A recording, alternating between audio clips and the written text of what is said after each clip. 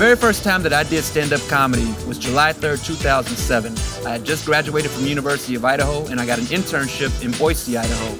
And one day, I was eating sushi right here with my friend, and I asked her what were some fun things to do in Boise, Idaho. She said, there's a stand-up comedy place you should check out. And I said, cool, where is it? And she said, it's right across the street. And I'd always wanted to try it. And so they gave me 3 minutes, and that 3 minutes changed my life. And here we are 12 years later where it all started to film my very first comedy special. Yep, gotta go. Let's do this. Huh. Hey, man. It's gonna get better. You are gonna get better. We are gonna get better. See, the human race is designed to overcome conflict. It's gonna get better. It's gonna get better.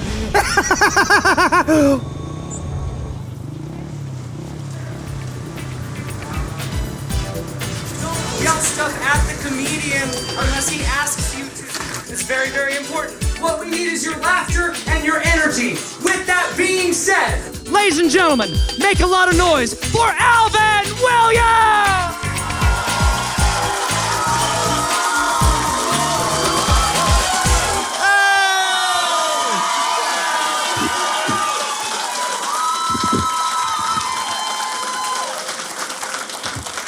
Just let me enjoy this for a second. Just let me drink it all in, like y'all. It's a special for a reason, because I'm here to feel special. Like this makes me feel special. This does. Like looking at you all right now, like this is what I needed, you know? Because normally when I come to Idaho, I feel special.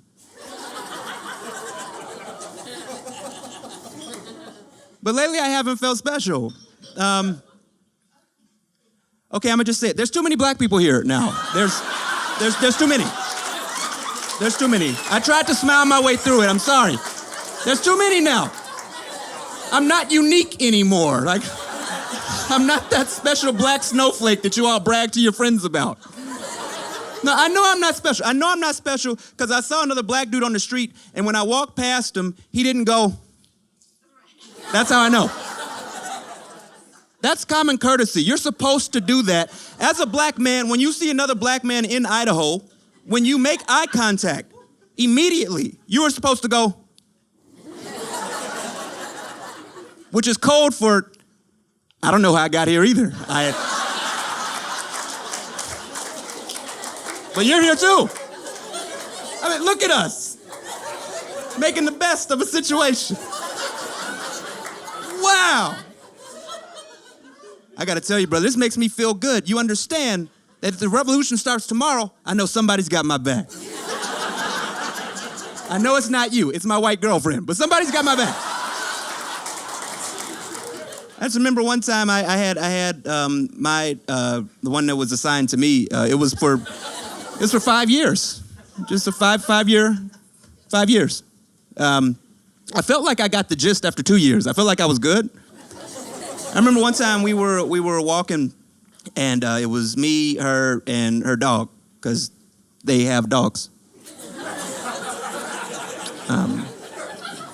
And we were walking, and she said, you know, normally I don't go out by myself at night, but having you here makes me feel so protected and comfortable.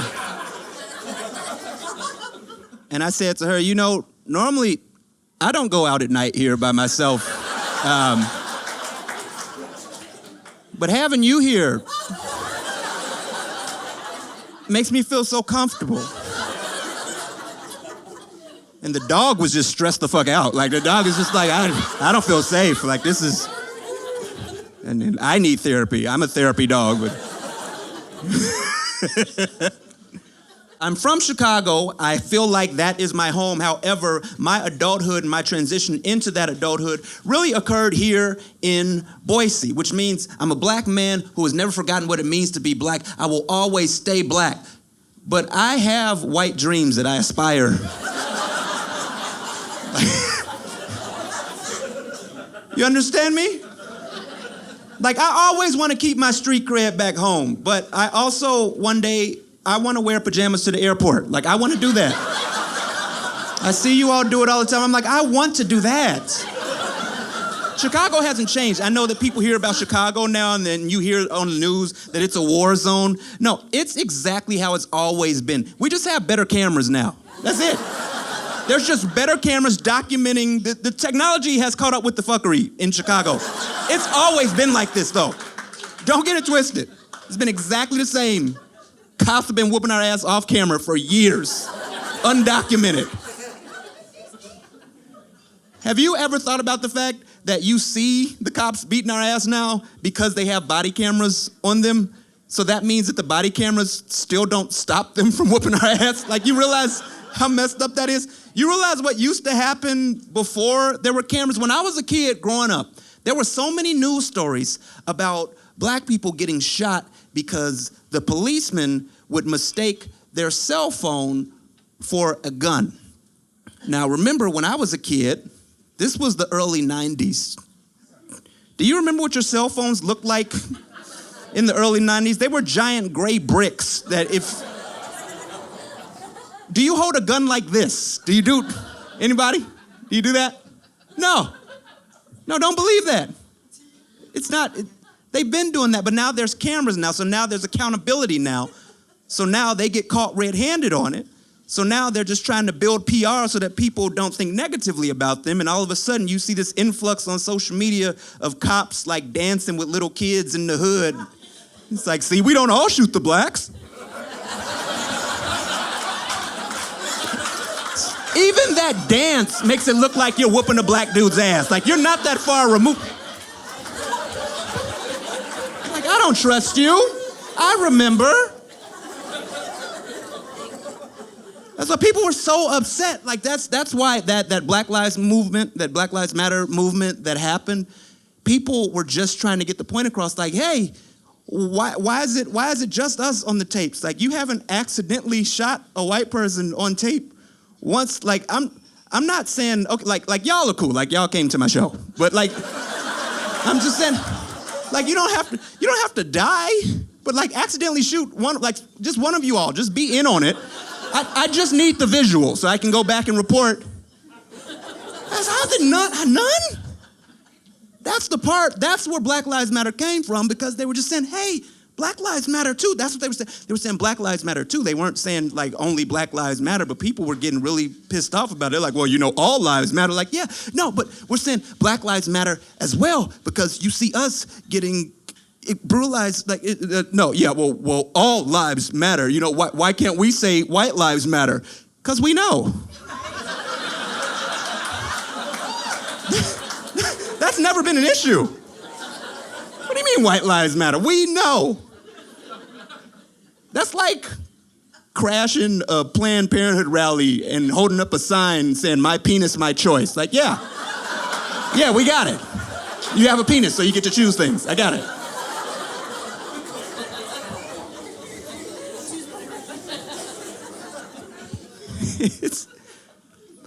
We were just saying Black Lives Matter as well. That's it.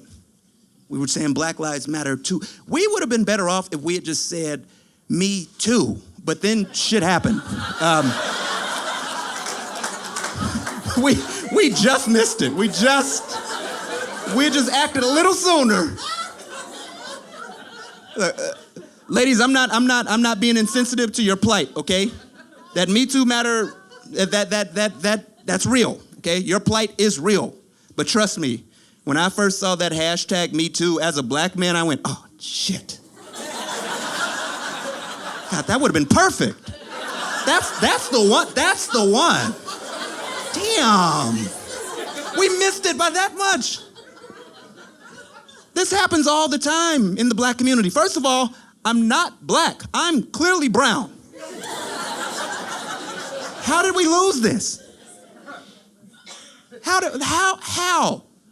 Like, they labeled us and we just took it. We didn't think it was gonna be competition. They're like, okay, we're white and you're black. I'm like, oh, okay, fine. You're kind of peach though. Who the fuck taught you peach? Like, what? No, nobody. Yeah, you're white. You're white.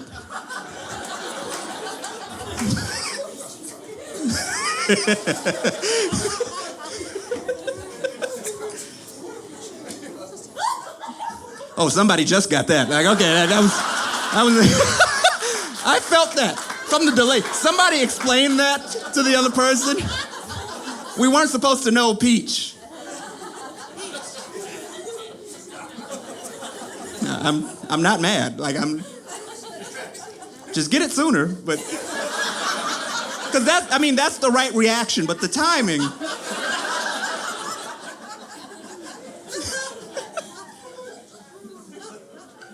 How did black people lose the rainbow? Calm down. I realize right now I'm wearing all black, but that's just for the cameras, okay? Before I came here to do this, I was wearing a leopard shirt and red shoes. Like, I own colors, okay? Let's say somebody walked in here right now, came to your table and said, hey, there's 3 people outside looking for you. One's wearing a yellow suit, one's wearing a red suit, and one's wearing a purple suit. In your mind just now, what color were all 3? Black. They were, weren't they? I didn't say turquoise. Turquoise is a wild card. That could have been anybody, but anybody. But like, we own colors. They just took it. I want the rainbow back. Hashtag take the rainbow. You all should tweet that out. Don't give me credit for it. I had nothing to do with it at all. Like, no, I know what would happen to my career if it'd be over for me. You can forget about the Oscars for old Alvin. It'd be done. They take the Oscars away from you if you say something that sounds like, if you're saying something that sounds like it's detrimental to the gay community, they take your career. It's done, okay? It's done. And I want to host the Oscars in 10 years, okay? I do. I feel like I could do that. We can all just look back on this like, yeah, I want to do that. What I don't want is when they offer me the Oscars for them to then call me and say, hey, Alvin, we just got footage of a show that you did 10 years ago in Boise, Idaho, that we'd like you to apologize for, because I'll say no. And they'll say, well, why not? It's not that hard. Just apologize. And it's like, no, I'm not apologizing to you, Oscars, because you're not the morality police, okay? That was 10 years ago. People are allowed to change in 10 years. I hope that you've changed in 10 years. I hope that you changed in the last 2 years.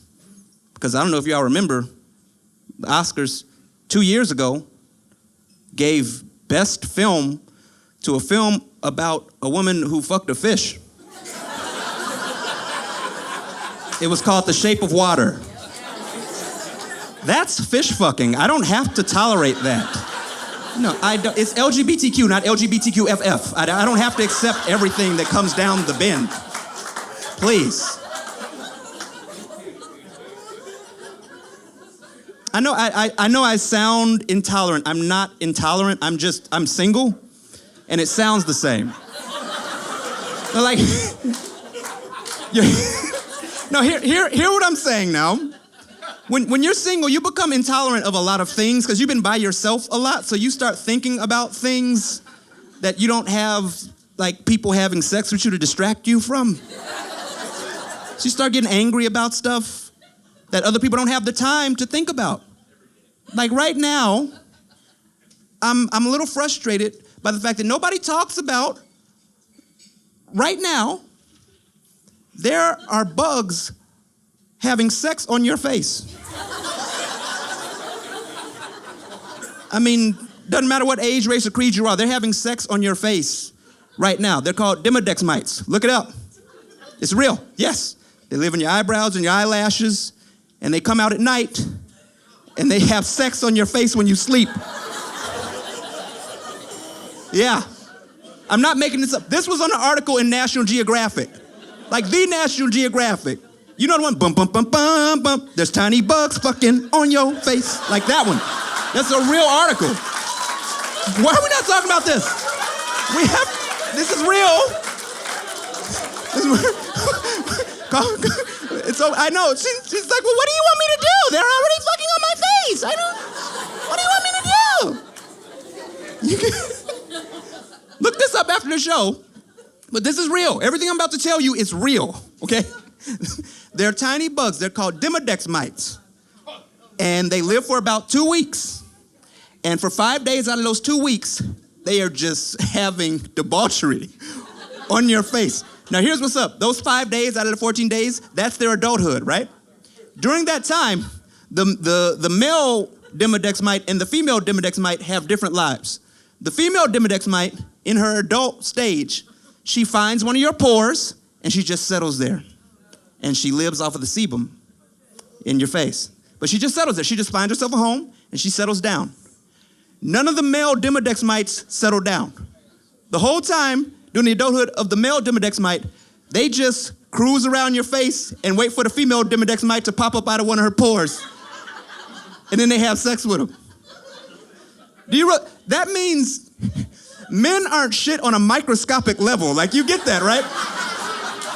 This is bigger than us. They don't find a home. Like, they just roam around and wait for you to pop up. But only when you're asleep. Only when you're sleeping.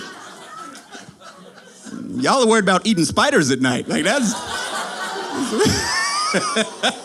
Don't groan, I don't fuck on your face. Like, calm down. Like, it's not me. I'm trying to educate you all. I know, it makes you a little more anxious, doesn't it? Just think about that. They wait till you're asleep, though. That part messes me up. Oh, come on, baby. He ain't gonna wake up. Like,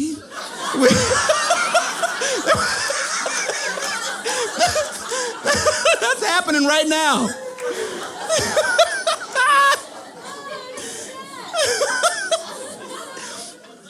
Try not to think about it for the rest of my show, though. Right? Just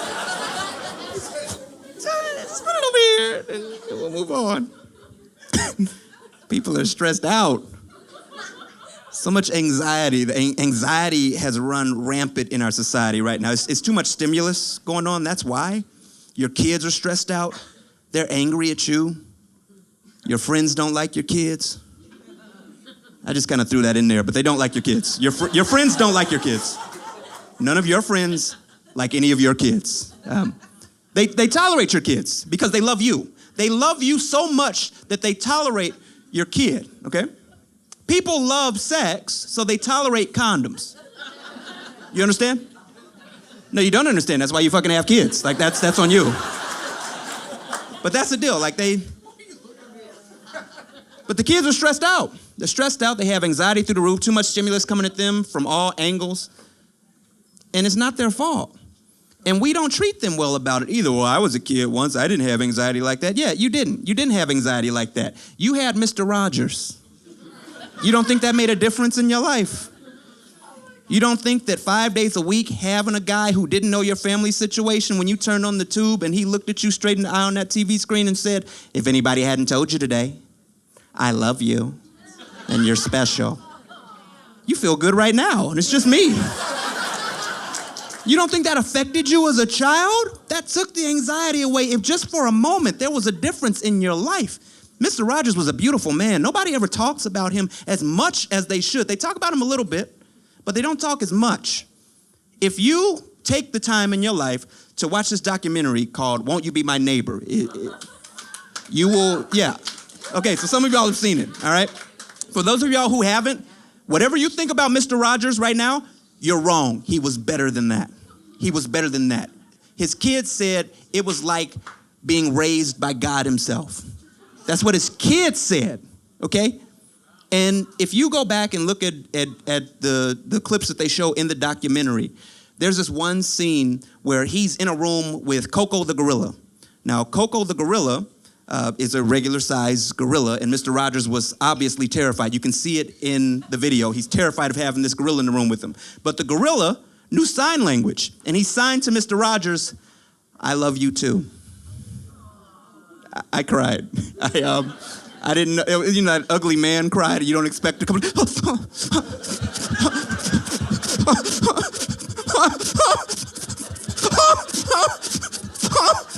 I didn't know how to feel. I felt elation, I felt joy. It overcame me because in that moment I realized the guy who was my childhood hero gets to remain my hero forever. He was who we thought that he was the whole time. And that meant a lot to me because if you had told me 30 years ago that between Mr. Rogers, Pee Wee Herman, and Bill Cosby,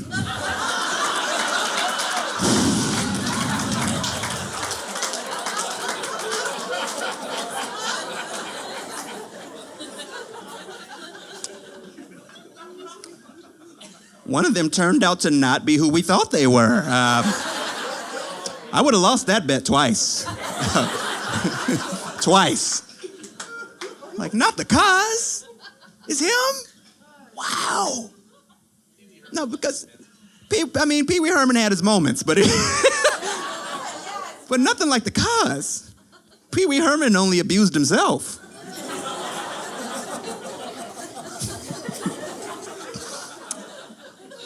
I don't think that's gonna make the final cut of this special.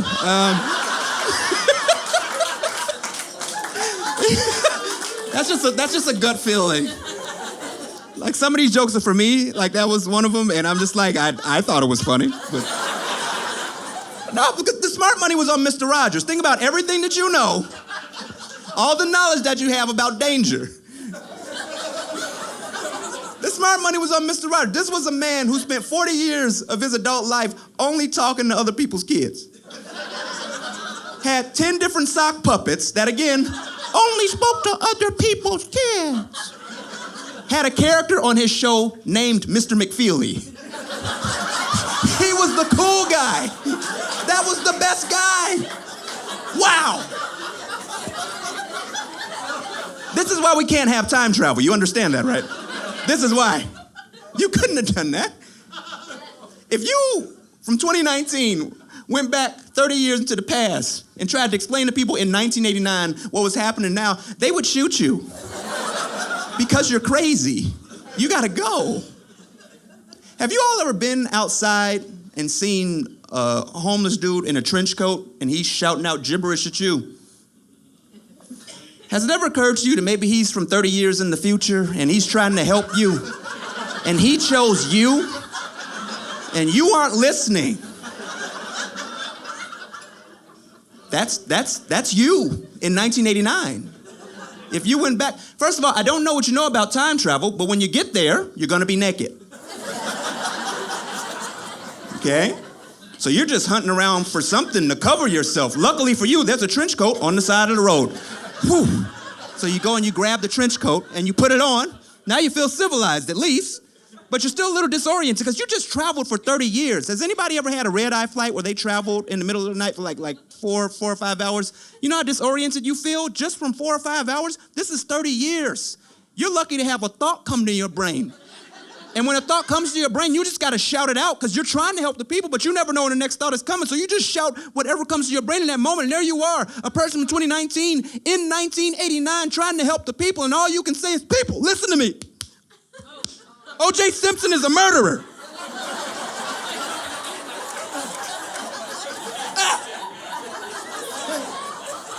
Hey, people, listen to me. Bruce Jenner is a woman, always has been.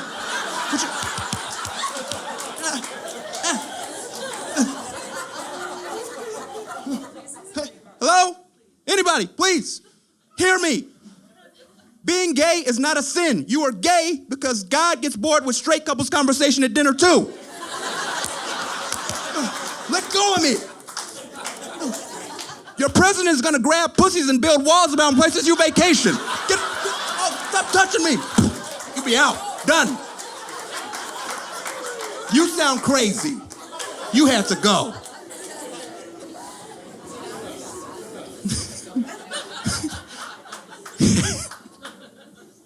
Yeah.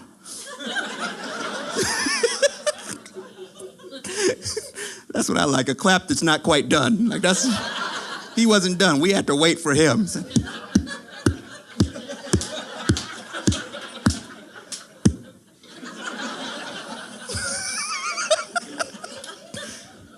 Anxiety is through the roof right now, man. He did say that though. He said he just grabs him by the pussy. Like, I know it's been years. Like, people, you know how whacked out this is? When you even mention grabbing by the pussy, people just go, oh, here we go with this again. Yes. Yes. We always need to talk about this. The most powerful man in the world said he just grabs women by the pussy. And you're just tired of hearing about it. So you just let it slide. And you wonder why women are pissed off. They are pissed off right now. They're not gonna have sex with you if they're pissed off. Do you care now? Okay, all right. Let's just say, for instance, in a couple years, there's a female presidential candidate that's got approval from the people. And she gets on a live interview and goes, you know, I don't know what it is, but when I see a bald dude, I just got to stick my finger in his ass. Like, I don't know what it is. Like, and they let you do it. They just let you do it. Like, I sneak up on them like a bitch, and I stick my finger in their bald ass. I'd be watching that terrified.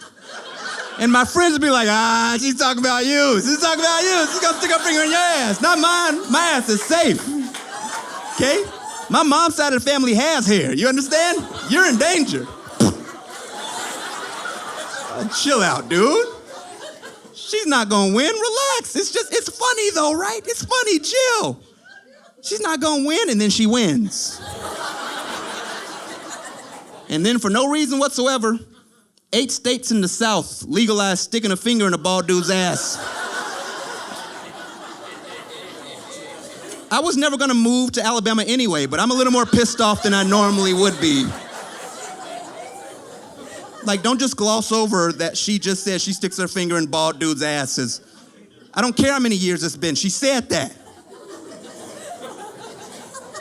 We'd be storming the Pentagon and rallying with little pink cloth diapers. That's what's happening.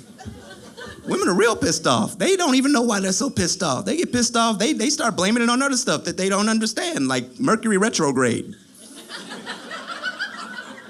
Everybody's got that one friend.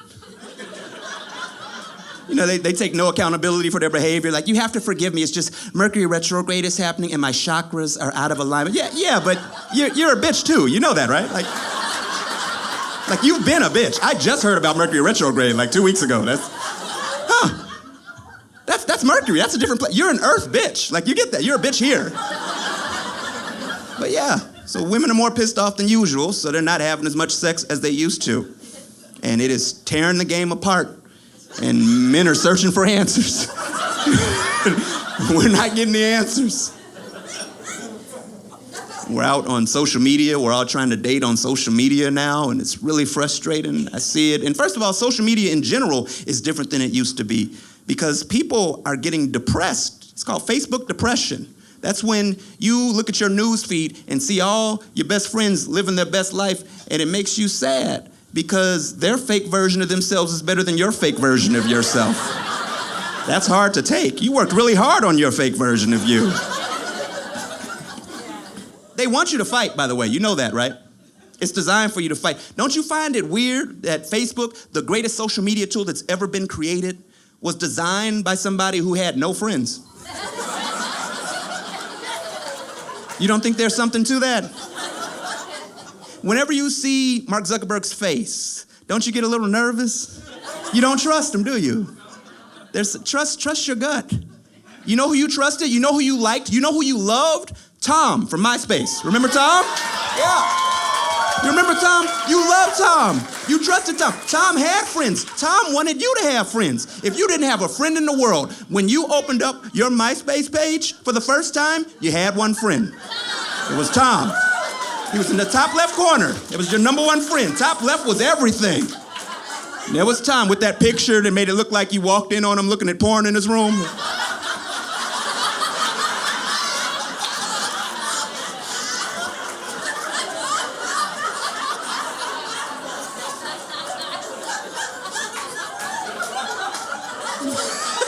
We love Tom.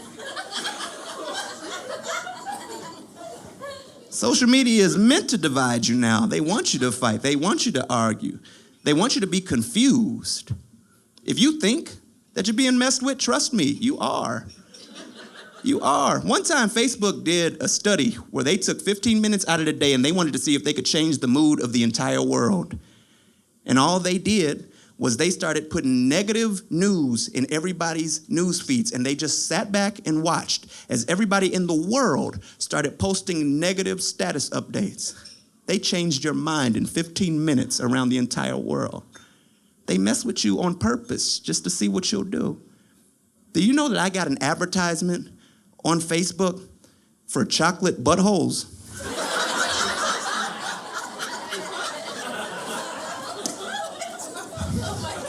This is why I bring it up. Because I know when I said what I just said, half the room shut down on me. They're like, well, then what were you looking at on the internet that would have you...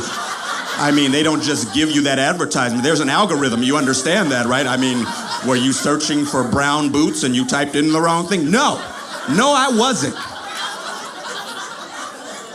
I didn't deserve that. Chocolate buttholes. It's you can get a mold of your own butthole made into chocolate candies for you to give to your significant other. Can we just ask, who had...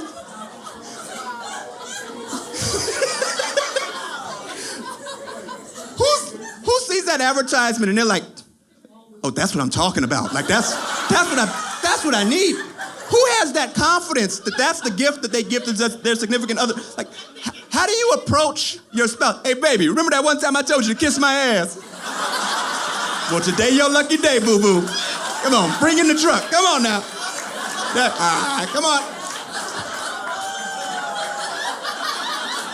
What are we doing?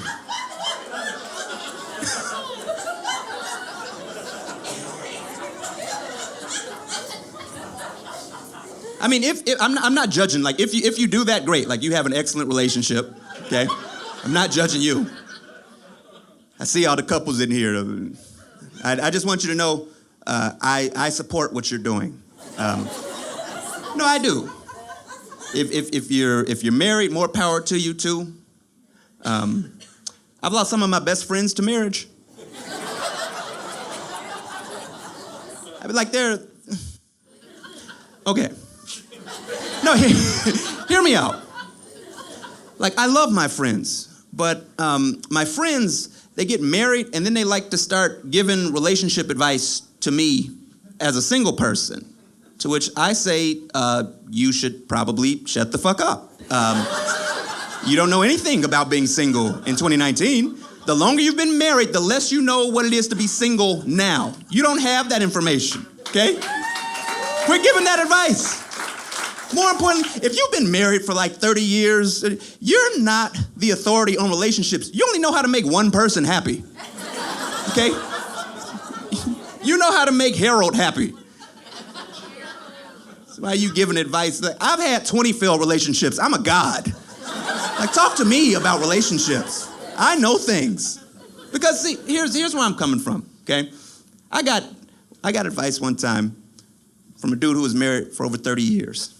And he said, the key is that you have to win her every day.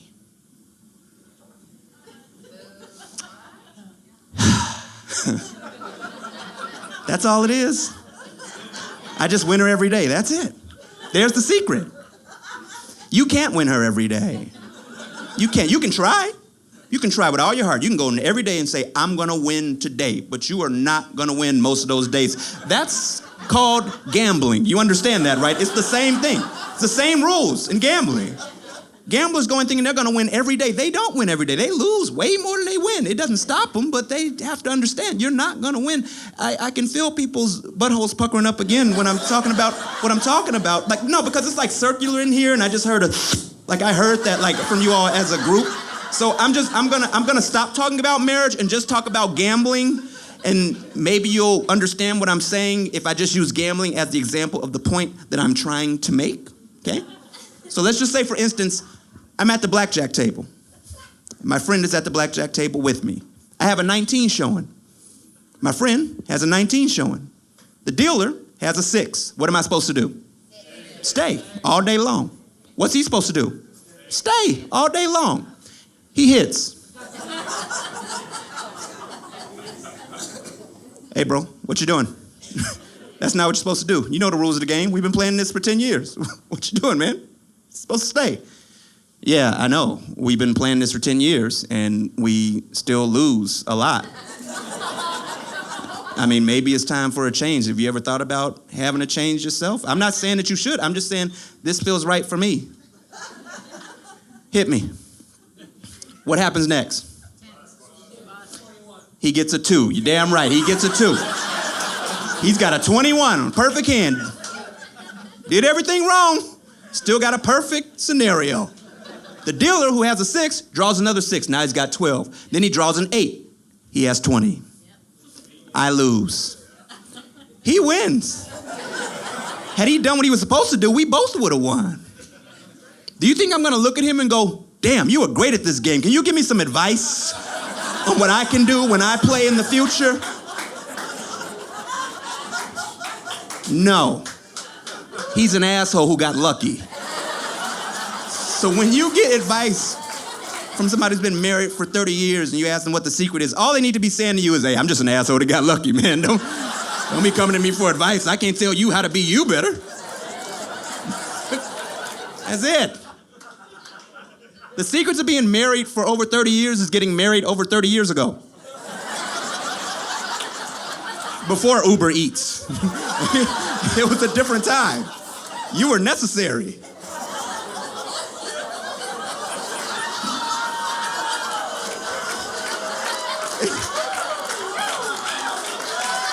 I'm not wrong. I feel like I was really right. Thank you, boo. That's the way you're supposed to heckle. Like, hey, you're not wrong. No, okay. I don't give people who've been married for over 30 years advice. I give people who've been in relationships for 2 months advice. I can tell you how to do that. Every dude that I meet who's in a new relationship, I give them the same advice. I say, hey, protect your sweatshirts.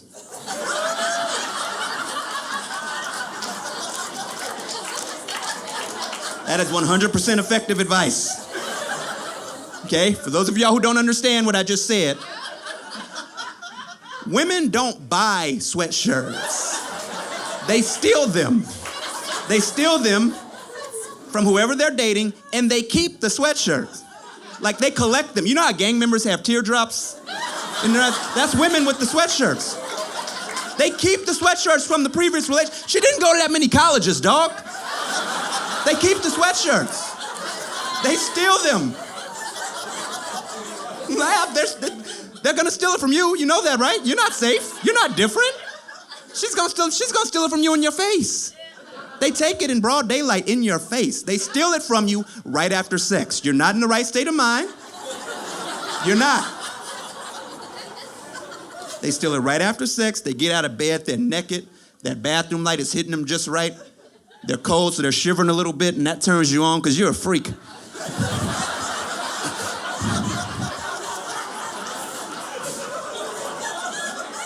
It sure is cold in here. It sure is cold in here. Do you mind if I just grab one of your sweatshirts really quick? Do you mind? Not the second one from the left. Do you mind if I grab that one? Just puts it on.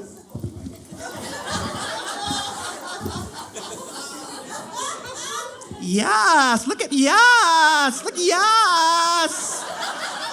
I look better than you in your own sweatshirt. I should just keep it, yes. She's a thief.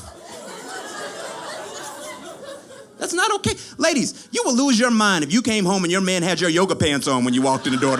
Yes. Look at me, yes, slay, yes. It's not okay.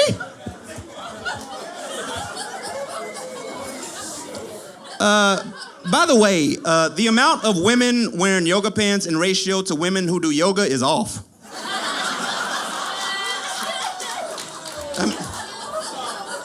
No, not everybody's doing yoga. You like how you look in the pants, so you wear the pants. But don't get upset at dudes who also like how you look in the pants, okay? Because you're sending the wrong message. Like, you didn't do yoga, you like how your ass looks in the pants, and you want, like, I don't wear faded jeans because I was working so hard on the railroad before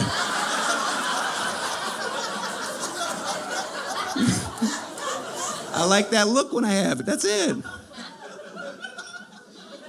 I don't buy athletic clothes because I'm getting more athletic. I'm getting fat. That's what athletic fit is, you know that, right? You're getting fatter. They don't call it fatter gear. They call it athletic so that you'll still buy it, but pay attention to what you're buying. They have titles like Comfort Stretch, Elastic Tech.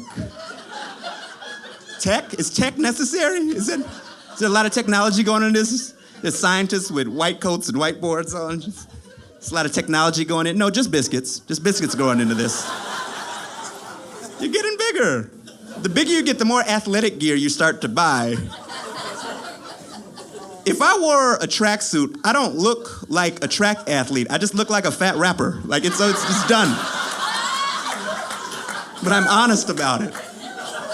Don't get offended because I use the word fat either. Fat is a state of mind. It's not a size. Fat is not a size. There are 400-pound linemen in the NFL that could run circles around us. They are athletes. We're just fat in the mind, okay? It's an American thing. We're fat in the mind. It's a sliding scale, but we're all on it. It's a spectrum.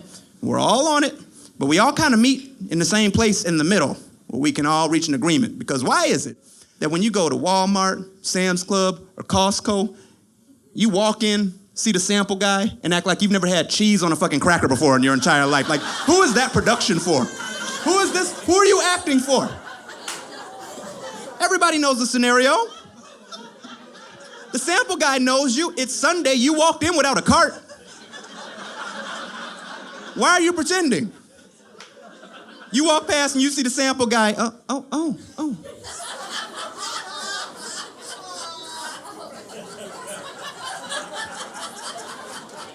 Excuse me. Is that cheese on a fucking cracker? No, you all did not. What? Oh, you are changing the game with this one. I want you to know that. So I just take a toothpick?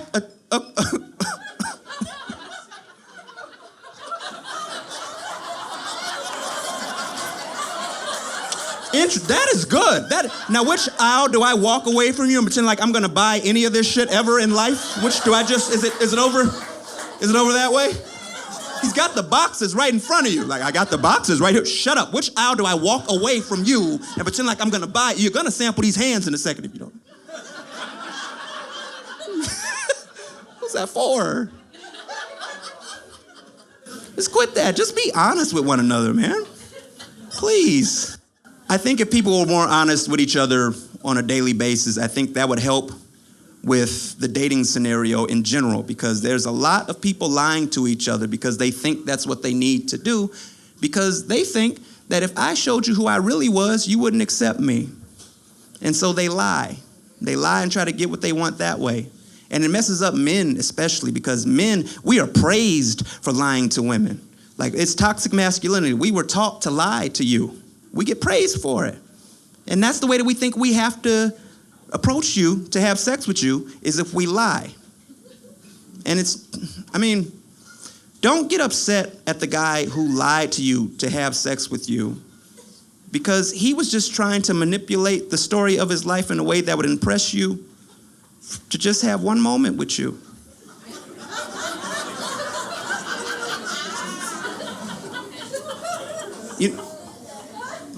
The guy who has sex with you and continues to lie, that's the asshole. Not the guy before. Don't get mad. And more importantly, you're not better than us when it comes to this, ladies. You all lie about sex too. You just lie at a different time. Like, men lie before sex to get it. Women lie during sex to end it. Who's the real asshole? Don't get tight now. You know who you are. Oh, damn, Daddy, there it is. Oh, you are the king. Ooh, you are the king. This is the longest ooh, Lord. You know how many kings we got in this room right now? You know how much royalty is spread around this room? We should have Secret Service outside protecting all these kings. You're not the king. She has shit to do. There's a load of clothes in the dryer, and that buzzer's gonna go off in 2 minutes. And she wants you to wrap it up, so hurry up. King George of House Quickie, she's got shit to do. That's it. Secret's out. And it's fine. Ladies, it's fine. Don't get upset that I told that secret, because it's already out there, okay? And it's not gonna change anything. It's still gonna work. It's still gonna work. Your man's in here right now, heard it, saw you laugh, and it's still gonna work. Because his dick is not a method actor.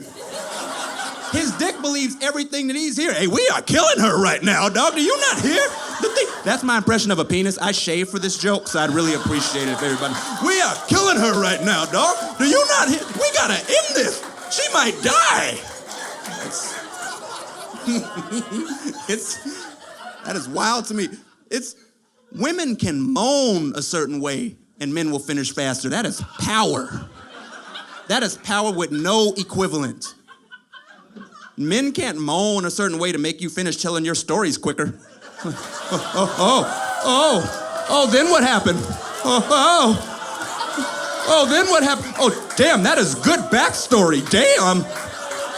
Oh, I love the way you put in all those extra details to get to the final point you could have made 2 minutes ago. Ooh, oh, you are the longest storyteller I've ever, you are the queen. It doesn't work that way.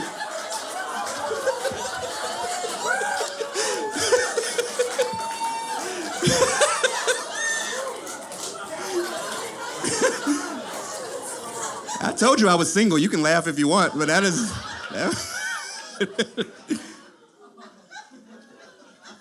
Don't you feel a little bit better, though, that there's honesty out there? Like, don't we understand each other a little better? Just a little bit. Just keep life simple. We complicate things. We as humans complicate things over time. We get bored and we complicate things. We make new levels to things, and then we get frustrated because we don't know who created the level before that made things less simple. Life used to be super simple. There was a time in the world where people knew what your occupation was based on your last name. If your last name was Cook, you were a cook. Baker, you baked. Dickinson,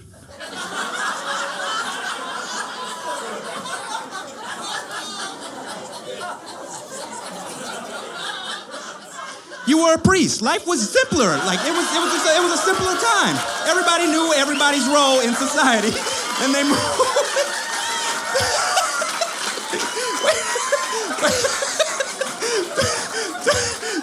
Time out. These two women high-fived each other like she already knew the answer. She was like, I told you. Father Dickinson is crazy.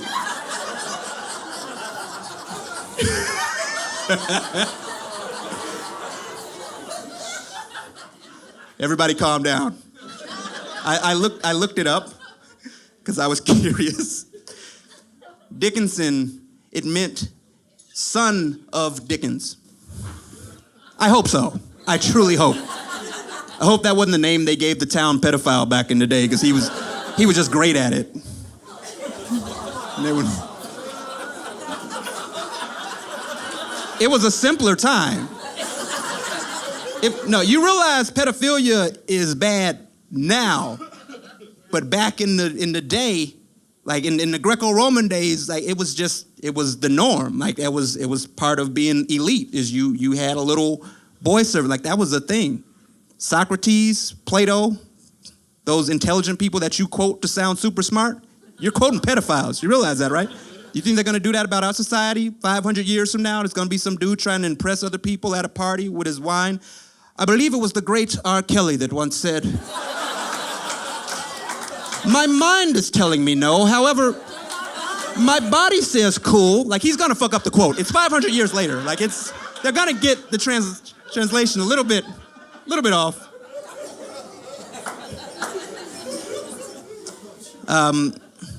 Ladies, we're gonna circle back around to you real quick. Because I talked about the Me Too thing just for a little bit. I want you to know it's gonna get better. We're gonna get better. It's gonna get better for you. I know right now it feels like this is the most messed up it's ever been. I know it feels that way, but we will get better. The human race is designed to come together over conflict, over time. Just be patient, still fight, but be patient, understand in the back of your head, it's gonna get better. It might not get better for you, might get better for your daughters or your granddaughters, but it will get better.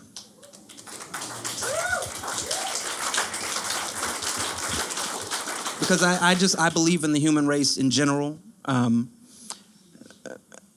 I wish I could take credit for this. Like a homeless dude told this to me before I walked in here. I just felt like it would be important one day. But it will get better. It'll get better. Because the human race in general, do you know that the #1 Google search in the world is how do we achieve world peace? The #2 search is what's wrong with Seal's face?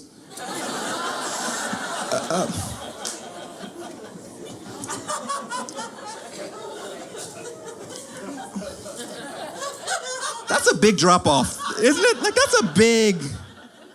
Like imagine if the world was a town hall meeting. Like just take your imagination. Imagine if the whole world was just one town hall meeting.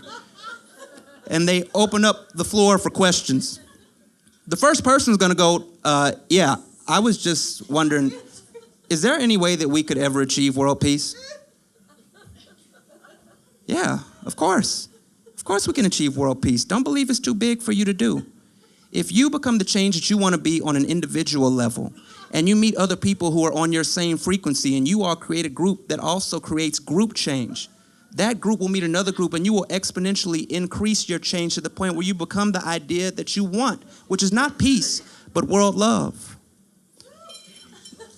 You, sir. Yes. What's wrong with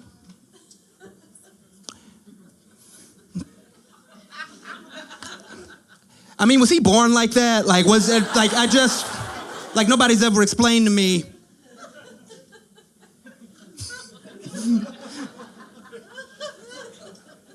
I feel bad, because I love Seal. I love Seal.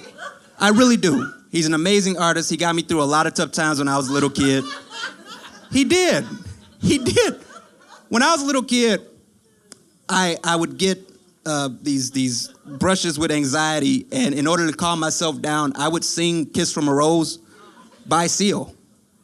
And I knew none of the words. But I was singing, which is pretty much everybody in this room. You don't know the words to "Kiss from a Rose," but it's never stopped you from singing it. Like if you start singing "Kiss from a Rose," you're right. Whatever the words are in your heart, that's it. There's no wrong way to sing "Kiss from a Rose." It's the greatest karaoke song that's ever been invented in time. Because there's no wrong way to get it right. You will nail it 100 times out of 100. Here's how you nail "Kiss from a Rose," okay? The parts that you know, you sing it with all your confidence. You make eye contact with people, and you look and you sing loud. The parts that you don't know, you just kind of drift off, turn your mouth away from the people, and just kind of mumble, and then you come back on the parts that you do know, and you nail it. Every time. 10 times out of 10.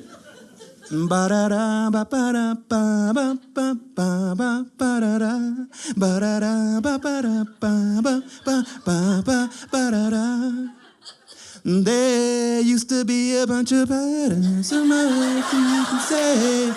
You became my power, my pleasure, my pain, baby. Tamika Moto Dragon Dictionary shaking fire. A hungry baby is a happy baby. Did you know that when it snows, you got that? I'm telling you, you will nail it. Yes. Don't you feel it?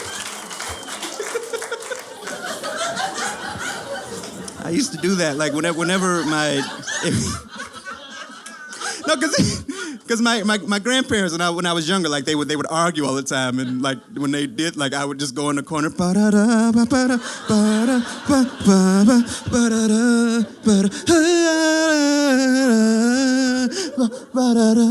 like I was trying to get through it. They argued all the time. That stressed me out. My mom and dad never argued. They never argued once when I was a kid, which is amazing because like my mom had a short temper. We all knew that. We were all kind of scared of mom, but it's weird because we had no reason to be scared of her because she never like unleashed on us. We just would always overhear her like on the phone or something like that. But she didn't like for her kids to see her getting upset. So she would always storm out of the room before we could see her get upset. She did not want us to grow up with that angry black woman stereotype in our minds. And it kind of worked, because, no, I mean, like we knew she was upset. She just stormed out of the room. Nobody storms out of the room because they're super happy. Like, oh man, I'm happy as hell right now. Let me tell you right now. Oh, you done made me happy with that last thing you said. Like, no. Like, it's... And my dad, when she got upset, stormed out, he never said a word. We always knew when she was going to storm out, she would say the same thing. She would go, oh, I can't take it with y'all. She would storm out. My dad never said a word. He just politely allowed her to walk out. And then he would talk shit about her to us for like 15 minutes every time. Every time. It was like clockwork. Oh, I can't take it with y'all.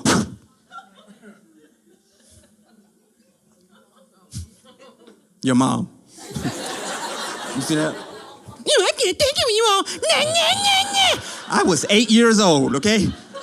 I didn't realize, hey, maybe this isn't the best conflict resolution style that my father is showing me that's gonna pop up in the next 25 years of relationships that I have with women. All I was thinking is, you sound like mom when you do that. Do it again. Do it again. Nah, nah, nah, nah. My mom's name is Nancy. My dad used to call her Nin. She thought it was short for Nancy. We knew it was short for nah, nah, nah, nah. We knew that.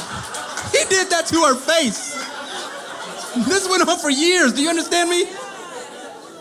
I was 11 years old after a certain point. I had to bite my tongue to not laugh. 3 years later, it was still happening.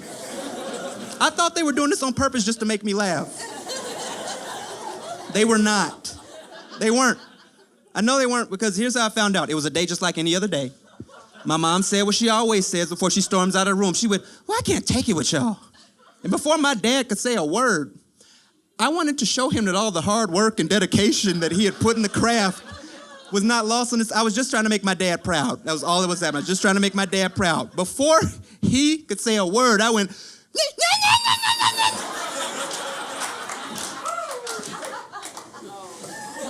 She had not left the room. She had not left the room. She was in the doorway. It's a rookie mistake. You wait for clearance. I looked at her. I looked at my dad. My dad went, no. No. Boy. My mom turned around.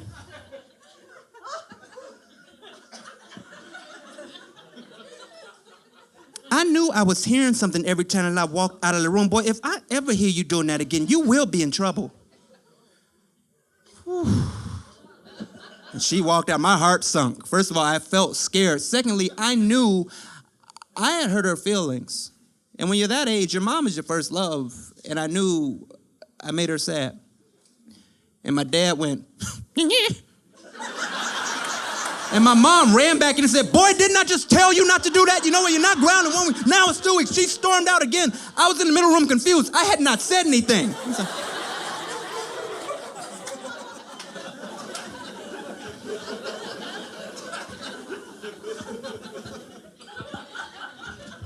Dad, I ain't say nothing. My dad went, yeah, it's better than both of us getting in trouble. You see her face? He's mad at you. I got grounded. 2 weeks, no reason. 20 years went by before I ever even told that story. First time I told that story was in public, on a stage, with my dad in the audience. Yeah. And the crowd clapped for him like he was a hero. They missed the whole point of the story. Like, he became the most popular dude. He was shaking people's hands at the end of the show, like high-fiving. I'm like, stop. Dad, do you not remember? That happened because of you. He said, son, remember it. That was the proudest moment of my life. Because I knew on that day I didn't raise no snitch. You took that rap like a man. I didn't know what you were going to do. Hey, you guys, I'm out of here. I'm Alvin Williams. Thank you all so much. Thank you.